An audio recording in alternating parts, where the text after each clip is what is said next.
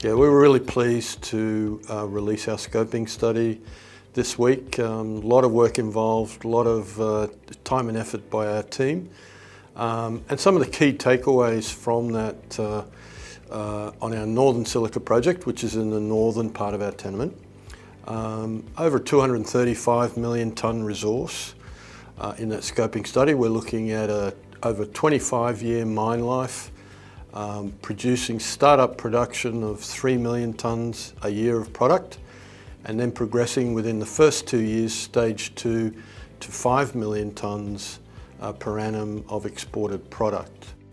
So yeah, for the first time ever, we see investment in renewables and on particularly solar, or specifically solar, moving past investment in oil for the first time in history.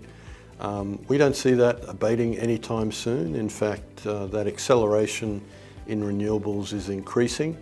And solar is the most cost-efficient renewables energy source. Pre-tax NPV of over $1.4 billion. This is a world-class project and of major importance regionally and indeed to Queensland.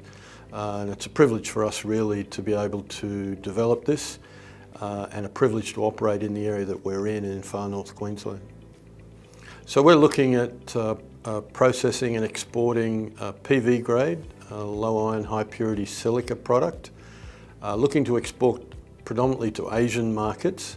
The largest market for solar panel manufacturing is China, but we will be looking to de-risk our offtake arrangements, looking at Japan, Korea, Taiwan as well.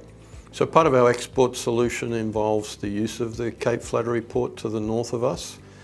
That is operated by Ports North, a Queensland Government authority.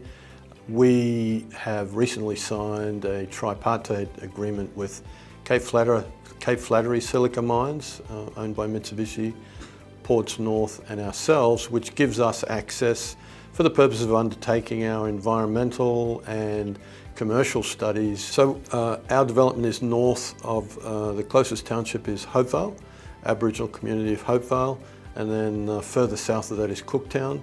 Our Northern Silica Project is looking at a drive-in, drive-out arrangement for our workforce. We'd be over 100 employees at full production. We'd be looking at taking those employees from Hopevale, Cooktown and surrounds, and looking at establishing some very aggressive at startup Indigenous employment targets. We have a real commitment to North Queensland. We've just opened a Cairns office for some of our key general managers to operate from. We've expanded our local office also in Hopevale. We're now transiting into our peak exploration period, post-wet.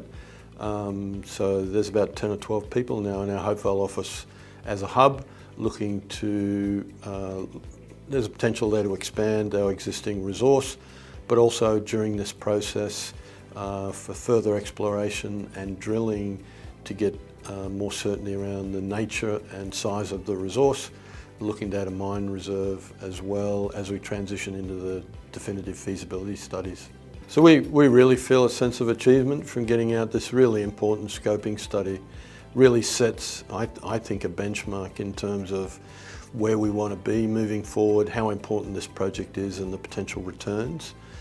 The feedback has been uniformly positive, both from stakeholders and regionally, which really excites us. We're looking forward now to delivering on the promise that is in that scoping study, and adding the certainty that brings a genuine sense of this is a project of significance and importance, and we're 100% focused on ensuring it's delivered in the most timely fashion possible.